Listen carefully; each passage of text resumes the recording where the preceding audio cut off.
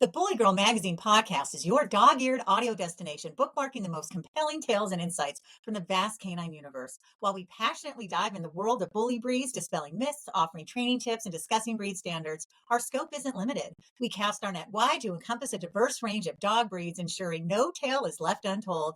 Enhanced by expert interviews and inspiring stories, this podcast is a beacon for responsible ownership and breed education. It's where bully breed enthusiasts meet the broader dog-loving community, fostering unity, understanding, and shared joy in every bark and wag. So whether you're out walking your dog or listening at home, enjoy the show and keep coming back. Hi, I'm Lisa Davis. So glad you are listening or watching the Bully Girl Magazine podcast. Joining us today is Ron Papa Pit Ramos, international dog show judge specializing in all bully breeds. He has judged for the major registries in the U.S. and worldwide. He is a mentor. He is amazing. And it is an honor, Ron, to have you on the Bully Girl Magazine podcast. Thank you, Lisa. It's honestly, got you. It's a real pleasure to invite me. And I did a little investigating. I wanted to see your page and some of the pods you did. And I gotta say, I'm impressed. You have a good variety of people. You run doctors and other people like that, and cooking and everything. And I thought it was really impressive that you have a big genre of different variety of concepts that you're sharing with everybody. So that's awesome. Oh, good. Yeah. I've been doing a lot of stuff for 25 years in media, and I absolutely love it. And I have to say, this is at the top because I am obsessed with pit bulls, and that got me into all of the bully breeds. And I want to start by asking you the same two questions I ask everybody. The first is, does your dog or dogs do something funny, quirky, or different that makes you smile? Oh, it just being with them to me is therapy. Oh, yeah. Life gets so complex and stressful that these animals do everything. My favorite are watching the Frenchies because they're just the Yes. clowns. These little guys, they're 100%. They go. They never stop. And they're like little children. You got to keep an eye on them because they're always a mischief. And she's got a little twin brother around her someplace. They're identical. They're both pieballs. They're both brother sister. But these two together, it's just a joy to watch them play with each other. Nonstop. It's funny because I was so excited. I'm like, I can't believe I didn't say, who is that cutie you are holding? So who is that cutie you are holding? This Tell is us a about Chula. This is little Chula, and her little Chula. brother's Hiro, and it's spelled like hero, but we pronounce it Hiro. But and like I said, they're both identical. They're both little Beautiful. pieballs, Hi, and they're baby. only about I'm gonna say 9 months old. I'm saying, but gorgeous little dogs. And like I said, they're a pleasure to have. These dogs. They're again, like I said, they're inquisitive. And they'll keep you busy. Yeah, they're really absolutely adorable. Now, the next question is, when did your love of dogs begin? And then when did your love of bully breeds, and I know it was pit bulls for you, just like for me, begin? Growing up in a small town where I am, the town is doubled. And to give you an idea, today the population in my little town is 1,600 people. Oh my gosh. So it's a tiny little town. And to be honest with you, I would have never have dreamt of doing what I do. Being a judge, international dog show judge that is known throughout the world. And it all started from a very young age. As a kid growing up, we've always had a dog. When you live on the farm country, having Yeah. a dog is like necessity. Saying. And all my life, I had just about every breed you could imagine. From Samoyeds to German Shepherds, Dobermans, Poodles, Chihuahuas, you name it. Pomeranians. We've had just about everything growing up. And the passion for the dogs actually stemmed from my father. God rest his soul, man. He was the guy that always brought me a new dog when one would pass away. He'd always come back and he'd always bring me a pedigree dog. And it all started back then. And then I fell in love with the pit bull. And once I seen my first pit bull, I was like, wow, this is the dog. The muscle, everything about the dog, the drive, everything. And I had to have a pit bull. And although they would come in and out of my life, I always gravitated back to the pit bull because I was just memorized by the dogs. I started going to like some of the weight pull competitions, and it never stopped. Saying I had to have one. So that's Yeah. pretty much how I got started. Like I said, just very young age, thanks to my father. Oh, that's wonderful. And yeah, I mean, for me, pit bulls are everything. They're smart, they're loyal, they're sweet, they're cuddly, they're just unique. I've They're had all so many dogs. people say, my husband thinks they're aliens that are dressed like dogs, that are very people like aliens, because they're just so, like I compare, like my lab, he's a dog. My husband's always like, he's a lab. But Blue, it's like, there's something else going on in there. They're just so interesting. They are. So, people don't realize that some of the people that are come across the pit bull with all the bad press and I notoriety know. Heartbreak. is if you do your research, they were actually called the nanny's dog. Yes. For the fact of the matter is that in the farm days, they would leave the children with a dog, and he would protect the children. Yeah. He was not a child killer or anything what these people perceive them to be. You know what I'm saying? But like anything else, something becomes very popular and they fall into the wrong hands, and then we get those situations. But in Yes. reality, these dogs are amazing. They're very loving. They're very Yeah, they kind. are. And when they fell into some of the wrong hands, that's when we started having problems.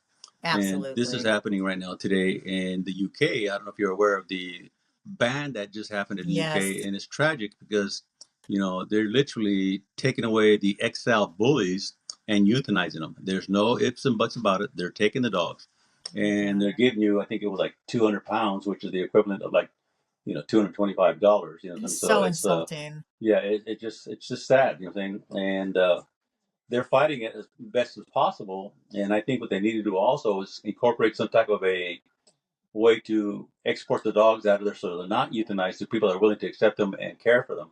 Yes. Like I said, nobody wants it to happen. I know that that happened in Denver, Colorado. I believe it was Hmm. 2002. I could be wrong. Yeah, And they that's true. literally went door to door, taking pit bulls from the people's homes and euthanizing them. There was actual photos of piles of pit bulls that were killed. For the Oh God, that's for the sake horrific. of breach legislation. So it was kind of sad. Oh, it's tragic, and it doesn't even work. It does I not thought work. it's such BS. That's the thing. BSL is BS. You're right. I After that, mean, they don't have the yeah, manpower to support it. It just costs more no, money and it does no good. exactly. They No, it cannot beat it. doesn't. No, if someone tried to take Blue, I'd probably kill them. I'm not even being hyperbolic. No, I'm not being hyperbolic. I'm not exaggerating. I know. This You're dog like I am about is my my dogs. We love our everything. animals. Yeah. It's really, really horrible. I did a lot of research on you, and I was really excited to learn that some of your mentors were women. Talk to us about Patty Allen and Pam Carter and tell us how they Oh my God, influenced man! you. Patty Allen is that woman. The story that goes with Patty Allen is that I was married very young. I got married at 17 years old, Wow. and I was going to high school, and I was working at a gas station. My dad didn't want me to quit school, so I was still in high school. I was working at a gas station, and I told my wife, I just want to have a show dog. I've had all these dogs; they were all paper stuff, but I wanted a show dog. Right. So I told her, says, well, she said, yeah, you can go that one. I said, okay, well, I'm gonna get one. She goes, what's it gonna cost you? I says, back then, it was $500, and she goes, oh no, that's not gonna happen. You got kids to feed. So I said, okay, I understand. So at my place of employment, I set up a little barrel, and I started collecting cans to purchase my first dog from Patty Oh. Allen. Oh. And I chose Patty because she was so willing and so giving that to help me grow into the breed and understand it and how to breed it and care for it, show it. And she would have mock shows on Saturdays, and we all get together and we go through this little scenario, being a little show and Oh, training nice. to go into the real deal, into the UKC show ring. Right. And this woman, I swear, man, I spent 7 days a week at her house. A miracle, my wife and her husband didn't beat me up, man. Because I was there because I was just so thirsty to learn about these dogs. Right. And and she's the one that actually baptized me into the breed as far as showing and Mm. understanding show ring etiquette and the quality of dogs. And so I owe just about everything that woman is who Papa Pit is. Oh, And that's the beautiful. sad thing, the tragic thing is I kept trying to find her because she moved out of the area. She moved to Bakersfield, which is 2 hours south of me. And I found her, and I kept procrastinating because I wanted to go down and archive a picture with her because to me it was that important. Yeah. And I lost track of her again. And then I ran into her sister, and sad news that she had passed away 3 years from now, 3 years past from now. Right. I'm so And I never sorry. got that picture, but I'm so grateful to Patty Allen. You know, Yes. um, just a great lady. Like I said, I can't thank her enough because it was not for her. There was no Papa Pit. Right. And and again, like I said, she was so giving and never, chased me away. I mean, like I swear, I'm not kidding. I was 7 days a week just to learn as much as I could. And She then probably you have, appreciated it, oh man, that you wanted to learn. it breaks my heart that she's gone. Like I said, Yeah. because I wish she could have shared some of the stuff I've done. She's seen some of the stuff I was doing when I was traveling around the Oh, world and so that, good. Hmm. but I wanted to get that picture so bad, and I shouldn't have procrastinated. I should have got it done. Yeah. And now for Pam Carter, I met Pam Carter when I started doing the UKC shows, and Pam was, like I said, was another amazing lady. Very knowledgeable. Always teaching, always sharing, teaching us how to set up pedigrees and read them, and how she did breedings and care for the dogs. And so I learned a lot from Pam Carter as well. And some of my latest mentors would be like, let's see here, we have Jamie Sweet. Jamie Sweet is the person that I go to when I have things that I don't understand or want to interpret as far as how to do a breeding. What way should I go, and is this Yeah. too tight or is this too far out? and always willing to help. Another awesome lady, great dog person. Another woman that was raised in dogs as well. So, in the bully world, I think sometimes the community think that it's a man's world. And Yeah. ironically, the best dogs that I've ever seen have always come out of woman-owned kennels. Some of the top kennels in the AKC and the UKC were all women. You're saying there's many great women in the breed world of these dogs. And I know that people think that these dogs are so tenacious, the history of the fighting of them. But these women did an amazing job of raising them and, creating such beautiful animals. That So is my so hat's off to all the sweet. lady breeders out there. You know what I'm Yeah. Well, speaking of your hat, I love the story. If you can share that with us. saying? I'll give you the story of both the hat and the name. Yeah. The name came about. The name is something that I did not dub myself. I did not look in the mirror and say, "Hey, you're going to be Papa Pit." Right. That didn't happen. That was during the time when I was Pam Carter at the UKC shows. And there was a young lady by the name of Lee Schlesinger, awesome girl, and Mhm. she would go to shows, and I looked at her like my daughter. In fact, I got my second show dog from her, and actually I didn't get it from her. My brother did, and so I would show up to the shows, and I've been great almost since a young age. Our family gets great, so you know. I would go early and I'd help people set up at the venues for the dog shows, and one day, Lee says, Ron, you're like everybody's papa. I said, I'm going to call you Papa Pit. Well, she baptized me, and the name has stuck since, and I can't shake it. Now I it's love part of the it. icon, you're saying. So, and as far as the hat, I was doing a show in Hawaii one time, and I didn't realize the heat. I come from the valley, and it's very hot here. But the heat Yeah. there's a little different. It reflects off the water back down to the islands, Yep. and it feels like it's not really getting to you. And I started getting a slight heat stroke. And one of the guys says, at first I thought, oh no, I can't have heat stroke. It's 110, 115 where I'm at. Oh no, I'm telling you, that's what's happening. So Right. with that being said, they ran out and got me a little hat, and it's similar to this one. It was a Quicksilver, but the brim was a little more flatter. It was like what they call a pork pie. And Oh, I yeah. started wearing the hat, and the next show happened to be back in the valley again here in California. Mhm. And I do a show here, and these people said, Ron, we would like to take a picture with you. So I said, okay, let's take a picture.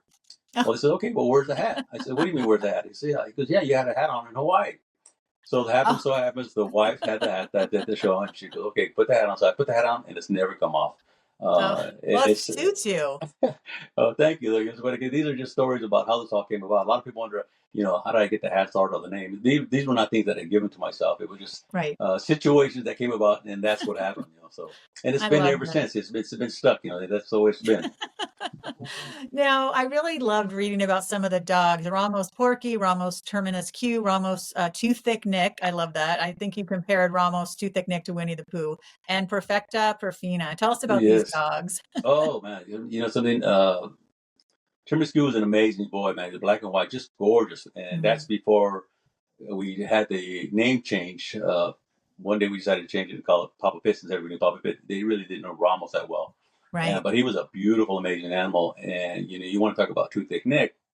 Too Yeah. Thick Nick was probably one of the first bully pockets, and there was other people that were doing Oh, them, but he was up there. There was other people that had him as well. There was a gentleman in the East Coast and Midwest, matter of fact, and I'm drawing a blank for his name, but he had them also. And then there was a kennel in Southern California that specialized in little tiny dogs before they were called pockets and all that stuff. And they advertised them as the greatest apartment dog because they were little small dogs, but they were oh, still pit bull bully looking and stuff. But they were really cool, and they were very successful. I want to say it was Alvarado Kennels back then. I'm not sure exactly who it was. okay. I'm just trying to remember, and I can't remember those names. But amazing dog. And Porky, Porky is a story in itself because we had his mother, and his mother was ranked number 7 uh, in the UKC show ring, Oh, nice. and that was at about a year old, and actually 7 months old. And a couple of months after that, they stole her from me, and I Oh, lost his mother, and it broke my heart. I looked oh, from where I'm at all the way down to Merced, Modesto, down to Bakersfield, putting flyers and going door to door. And that's a big area, yes. and we never found the dog. So, Oh, I'm so long sorry. story short, she was microchipped. And one day I'm at a show in Los Angeles at a AKC show or UKC, I think it was UKC show. And I get a call from the SPCA, and they're saying, something, we have your dog here. Oh, And I'm thinking the boys left the gate open at my house, and I'm thinking, oh, when they get home, they're in trouble, right? And they yeah. go, well, do you own the dog named Sugar? And I go, Sugar? I says, is this a prank? this is not funny because that dog was stolen from me. I think it was 2 years ago, Oh right? my gosh. And they says, no, this is real. I says, well, I just can't believe it. The dog was stolen because it was stolen. I said, yes. And they asked me, where are you at? I said, I'm in Los Angeles.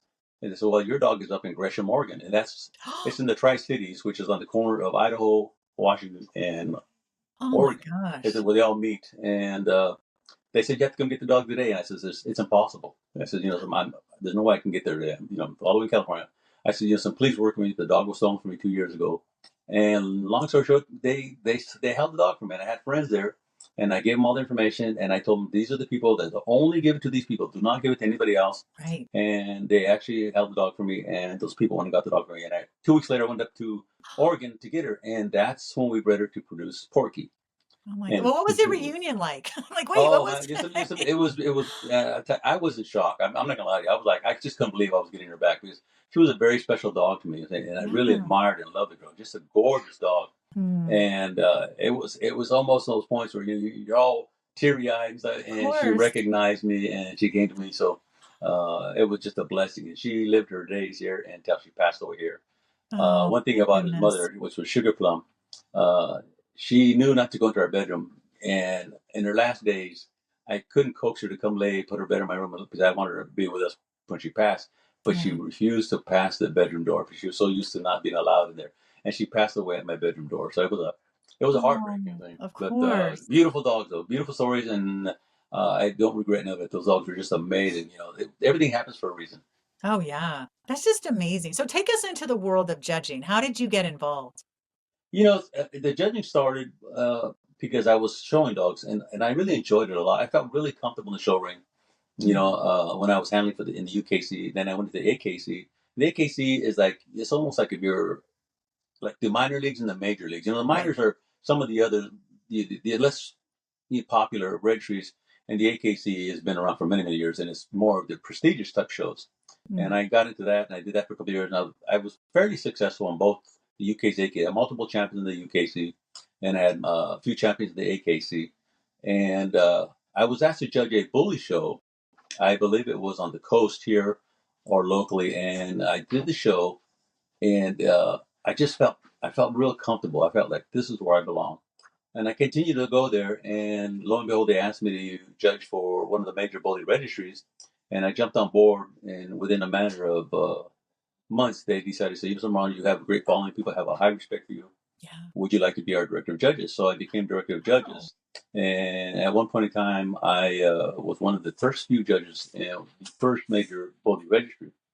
And from there, I helped create committees like the senior judges board to Mhm. rule against violations and so forth. That it was not just a single person doing the Oh, wow. disciplinary action. So I created the board of senior judges to dictate over some of the situations, and I helped write some of the things for the judges code ethics and ring ethics and all that. So and it took off from there and it hasn't stopped. I mean, I've been so blessed that I've traveled to I want to say at least 24, 25 different countries judging dogs. Wow. And like I said, I would never Amazing. believe it comes, small farm boy. This is like, I pinch myself because I don't believe it sometimes.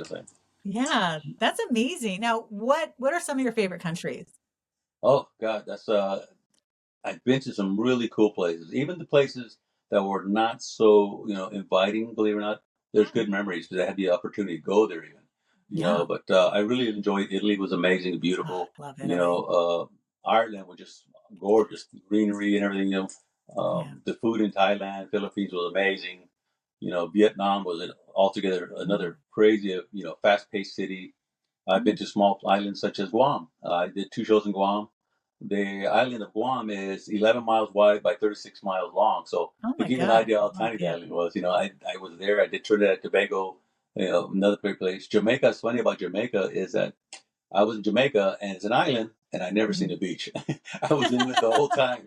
I was like, man, where's the resorts at? I thought this place is beautiful, and it's a beautiful place. Don't get me wrong, Right? but it's a kind of a third world country. But Yes. it was just a pleasure to be there. Really. And Mexico Mm, is more of an emotional attachment because my dad I'm was from sure. Mexico City, Yeah. and when I go there, I see visions of him playing in Chapultepec Park soccer, or he boxed. Oh, Excuse me, he boxed, and it's really an emotional attachment when I go there. When I leave it, I get a little somber because it reminds me of my dad so much. Just the Oh, I stories I heard bet. from him. Yeah, that is so sweet. Now, where are some of the most badass dogs you saw? Like, were there certain countries where it's like, wow, these And, dogs in particular are pretty cool? yeah, something. I got to give it to Europe. And the reason I say that, even Mm, when I was doing Amstaffs, they're very yeah, disciplined in their breedings, and they have some really amazing American Staffordshire Terriers. And today they're in the bully breeds, and they have done an excellent job of staying disciplined and creating really beautiful American bullies. But not to take away yeah, from the United States, because it's the birthplace, and right. we are on the road of progressively getting it better. So it's getting better and better every year. And a lot of Yeah, people get tired of hearing that it's a new breed, but in reality, it is a new breed because 20 years in a breed or 25 years in a breed is very infant. If you look at yeah, the American true. Pitbull Terrier, the American Pitbull Terrier is it's way over. I'm going to say 150 years old. I don't know the Yeah, exact right now, but it's a very right. old breed, and it's very established. The bloodline, the Yes. look, everything. So it's very cookie cutter, and it's been around a long time. But even them are having problems because the fact of the matter is that people lack the discipline to try to stay within the boundaries of the written standards.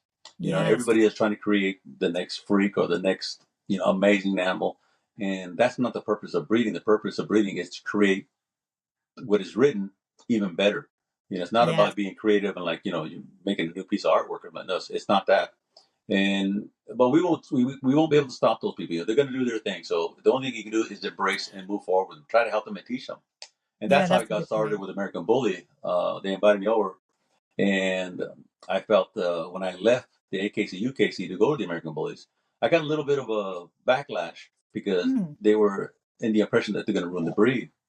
And Oh, yeah, okay. so they were really hard about it. And so I told a lot of my friends that were saying, "Why are you going?" I says, you know, it's easy to stand on the sideline and throw rocks. I'm going Right. to take a proactive stance and get in there and teach them how to show dogs, and hopefully help them a little bit with breeding techniques and Yeah. the terms. And that's when I came over and I had a good time with it. So Oh, I good. looking back, everything was a lesson. So and today I'm still learning. I'm a lifetime student of the dogs. That is awesome. Well, what do you think is important for breeders to keep in mind, especially if you're breeding American bullies? I think right now the thing we have to consider really is health and structure. Those are the most major things that we're having problems with right now. By introducing some of the other breeds into these dogs, Right. we brought their problems onto them. The American Bully has traces of English Bulldog, Oldie Bulldoggy, other types of breeds of that nature to get the size, the heads, and so that. And with those, you bring their problems. So, Yeah. with the tail and so forth, and rear assemblies, different breathing problems, so you have to do your due diligence, try to find healthy dogs and breed those dogs together. Right. And it's coming to there. They're actually doing a much better job of it. They're being more selective in their breeding, what they're doing, and it's working out. You saying so, but I think the most important thing is try to focus on good health. You know what I'm saying Yes. a lot of people are really firm believers in health testing, and I understand that, but it's another thing. It's another thing that it's a difficult thing to make everybody do because it's costly and stuff like that. And there's a lot of people that just won't move forward with it. Oh, okay. And but in the same token, I think that I don't want to sound like I'm against health testing. I'm just saying sometimes some of the problems are obvious when you look at the dogs, and Right. there's a lot of hidden problems as well.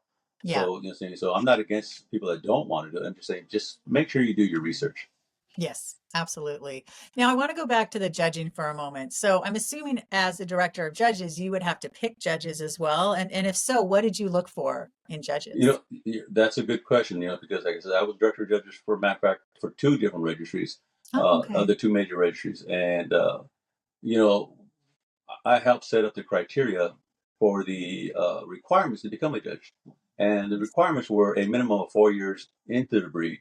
Okay. You had to have had handled at one time. I don't know if they still do or not, but at one time you had to have handled 5 dogs to their champion title. One had to be a bred by, and the term bred by means that you have to have bred the dog and raised this puppy in your own home and Oh, to a champion title. And the other thing was you had to take a test of terminology and ring etiquette. So these were things that I helped set up with a group of other people to establish criteria for judges. It was not just pick somebody out of the crowd and do it. It was like right. that in the very beginning, but when you put Hmm. competitiveness in something, people get very serious. So now you have to step up your game, and you have Right. to listen to them and meet their needs and requirements. So that's what we ended up doing. We ended up creating a criteria for judges to apply, and it worked out pretty good. At one point in Oh, time, I good. probably helped train probably like almost 90 to 95% of judges globally. That had come to Oh, me wow. for retraining and so forth. And we had a group of judges that were, again, the senior judges that you Hmm. had to be apprenticed under. And I apprenticed quite a few judges. So I would fly out and apprentice judges in different countries all over the world.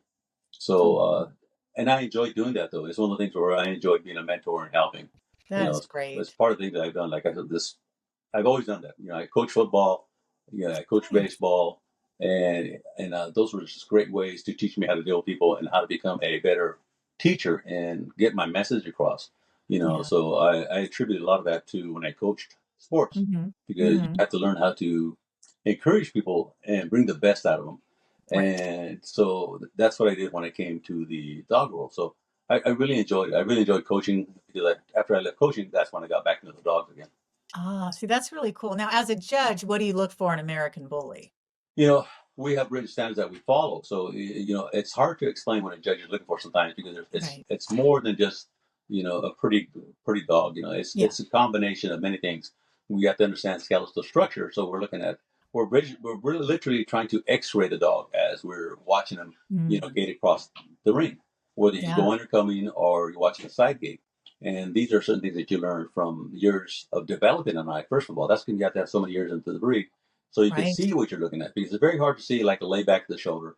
A lot of people say that, oh, I can see it immediately, and it's not true. It's very difficult, Oh, because okay. there's, remember, you're trying to see that lay back shoulder through fur and muscle and everything. So it can be easy on some dogs, and other dogs it's difficult depending on how thick they are, the coat, so forth. And that's why a lot of times when you're judging dogs, you see a judge lay his hands on the dog. So he's feeling for the shoulders, the Yes. shoulder angulation. He's pressing down on the spine to make sure it's got a nice strong back. Press the hindquarters to see that he doesn't collapse in the rear from a weak rear. Right. We check the length of the tail. The tail has to be a certain length. There can't be no kinks. And the kinks are part of the vertebrae. Although it's on the tail, who knows if Hmm. there's any more, you know, uh, distorted vertebrae in the middle of the back. Right. So those are the kind of things you learn, and you learn how to actually stack a dog, how to move the dogs, and these are the things that judges look for. They look for proper movement, skeletal structure, Right. the bite, the eye separation. There's a lot of little detail to it. It's not. I wish it was an easy way to say this is what we're looking for. We evaluate the dog from the tip of the nose to the tip of the tail, and there's a lot that goes on when you're doing that. Oh, I And bet. it's not as easy as everybody thinks it is. It takes years and experience. And this is why I encourage new judges, to go out and just to observe other breeds, to understand the development of your own breed. If you Yeah. know the history of your dog, and you go back and look at the American Bully, and then you go study English Bulldog, or an Oldie Bulldog, and you go to the shows and watch the moves, then you have a better understanding of what you're looking at in the American Bully sometimes. Yeah. So it's more intense in extent than you may imagine to be a judge. It's not that easy. Hmm.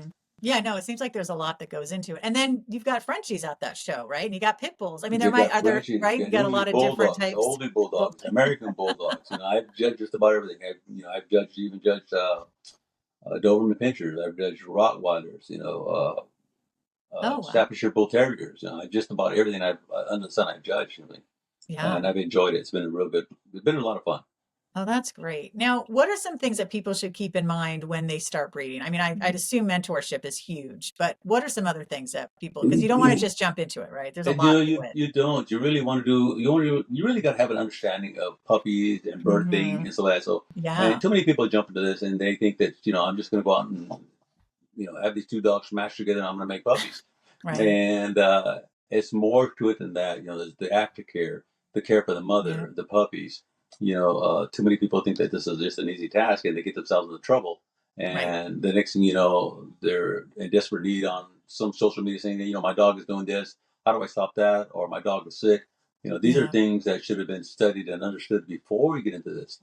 I Right. mean, and the other thing that has really, I think, hurt the breeding process is the value of dogs. So many people think they're going to get in there and they can sell these dogs for a great amount of money, and they don't understand the work that's involved Right. to raise these puppies. The cost of a C-section, or if your puppies get sick, you can invest a lot of money into breeding and lose a lot of money if you're Yeah. not prepared. You know, so Right. those things where you have to be prepared. You know, understand what you're doing, understand puppy care Right. before you jump into this. Because find yourself a good mentor. They're out there. You know, Yeah. I hear a lot of people saying that there's no mentors. They're there. It's just that you have to seek them out Right. and test the water. You know, the one may not fit you. Try another person. But I Hmm. guarantee you'll find somebody that is willing to work with you and teach you the things you need to know. So it's Right. it's it's it's not that easy. Like I said, the best thing I can say is do your homework. Really Right. research it out. Uh, the other thing is selling puppies is not easy. A lot of these people have to have a reputation being in the Hmm. breed for so many years. If you don't have that Right. reputation, you're not going to sell your puppies for the money you think you can get. And in fact, you may not be able to sell them at all. You know, because Yeah. people want to go with somebody that's reputable, that has some history behind them, Yeah, for and sure. you're not going to be, that fast to get what you're thinking of. You know, this is why the showroom and getting out to public so they can see who you are and see that you're involved helps with the breeding Yeah. process.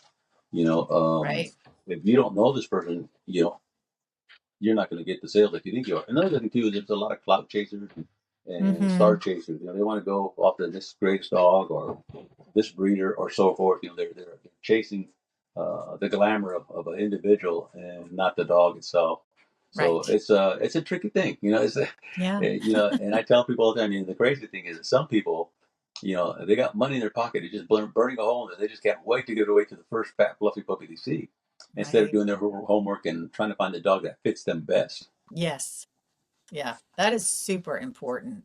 What do you hope to see in the bully breed community 10 years from now? 10 years from now, again, like I Yeah. said, they're on the right track, and I think we're headed down the right road. Good. The consistency is getting better. They're Hmm. establishing the look what the written standard was intended for. You Right. know, in the very beginning, in the developmental stages of the breed, it wasn't quite to par yet. It was such a new breed. And anytime you start with new breeds, it takes time to finally get that cookie cutter look and establish it. Right. And also to meet the written standards. For the longest time, we had a written standard, but we didn't have examples of the written standard. And they finally uh, had somebody commission someone to make renderings of the dogs, paintings or pictures of the dog, so that we could also read it and look at it and understand what they were writing about. And the Right. best way I can tell people this is when you have a written standard without visual uh, photos or examples, it's hard to understand the written standard. Right. And the way I equate that is like if we were to get 5 people to read a verse from the Bible, the same verse, and Hmm. ask all 5 people to give me their interpretation, we will get 5 different interpretations of that verse. True.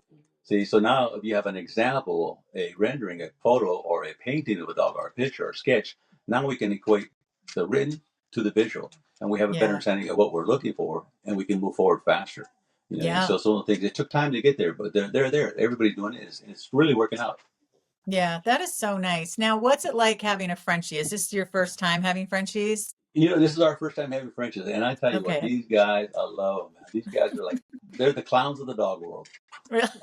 Seriously, I You mean, lift him up a little. I got to see that face again. Let me I've see. I've Hi, always baby. calm down, calm down. There you go. Look at mama. Right here. How old Uh, is she? she's 9 months old. Oh my God. She's Is a she little, so she's a little, cute? oh, you're right. You're fine. Good girl, Tula. Oh, See, Chula. Que yes. linda. Oh, she's so But pretty. they're really cool dogs, man. Nice. And they're becoming very sought after and valuable, Yeah, And they are. in fact, just recently here in my town, the next little town over, which is Clovis, they had one just stolen there just the other day. They took a little mini Frenchie from an apartment from these people, and they took all their Christmas gifts and everything. So it's become a That's situation where you're horrible. seeing more and more Frenchies being stolen That's what I've because of heard. the value that's been put on them. You That is know, terrible. yeah, it's kind of sad what's going on. I'm saying so. That is. Yeah, keep Uh, a good hold on her. Oh my God. She is such a oh, you're kidding? Everybody loves these little dogs here. They're lost their mind over them. They're so cute. They're so much fun. Do you think you'll ever have a pit bull again, or do you still have one? I don't. I have American Bullies. You know what I'm saying? Okay. Yeah, I do have American Bullies. I have some really nice American Bullies. Um, Pit Bulls. I don't think I'll ever be without a dog. So if I ever leave the Bullies, I would probably have like a Pit Bull or an Amstaff. And the Amstaff Yeah. Pit Bull are very similar breeds. They were, at one time you could register them both UKC AKC.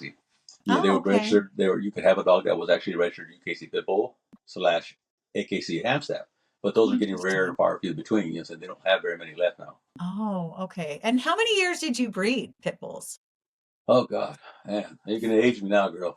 Uh, I started breeding in 1983, Okay. and I started showing in 1997, and from there I started judging in about 2003, and moved Okay. forward from then. And I haven't stopped. You know, I've been doing it still. It's Oh, you're slowing down a little bit, but okay. I've been doing it a long time. You know. That's great. Wow. Now, just out of curiosity, like, what do you feed your dogs? You know, I mean, I'm not your typical uh, feeder the way most people feed their dogs because you know everybody's told pick out a kibble and Right. feed your dog this kibble and stay with that kibble, right? Well, one day I was watching a YouTube on a veterinary doctor, a lady, and Mm, she was talking about how dogs have weak guts because yeah. minute you change dog food, they can get diarrhea and it can sometimes it can be violent diarrhea and it takes weeks for it to get over just by changing food. Yeah. She said what she did, she would I think it was like every month she would change her dog food to a different brand, right? So Oh, what I that's do interesting. is I go out and I purchase uh, pretty premium quality dog foods. But what I'll do is I'll get duck, salmon, Nice. lamb, and sometimes beef, depending what it is, and I'll mix them all together, equal portions. And Mm, my dogs, they'll eat that, and I have firm stools, no issues whatsoever. I can even take them off that, give them any other food, and they don't have this bad weak gut. They stay firm, they still stay solid, oh, and I good. swear by it. The coats look fantastic. The bone, the muscle structure, very healthy, really nice, Oh, good. and I love it. I won't change that part of my program. I'll always do that. Nice. And I find these little outlet stores sometimes that get premium dog food at a discounted price because they're getting near expiration dates on it. And these guys eat it up so fast they never make the expiration date. You know what I'm saying? Yeah. But like I said, I feed a lot of real premium dog foods. Like I, Oh, and that's those nice. are my go-tos. My three mainstays are gonna be salmon, duck, and lamb. Oh, that's good. Yeah, you get a lot of nice essential fatty acids from the salmon, and Yes. that is so important for our dogs. Now, do you have spare time or because I know you're busy with the dog shows and your dogs, and do you have other hobbies that you like or things you like to do? Oh, you see, I really don't have a lot of hobbies. You know, I mean, Yeah. I'm actually, believe it or not, I'm a homebody. I like being in my Yeah, yard, my me too. backyard. I love it. You know, I have a big fire pit back there. I sit back there, put a fire in Oh, the that evening. sounds nice. Let my dogs play and so that. But my latest, greatest thing for me is my granddaughter. She's been such a Oh, blessing. I My little bet. Cameron. Oh my God, she's got my. She's my new hobby. Ah, I'm privileged that they invite us over because we babysit her on certain days because both their mom and pop work. nice.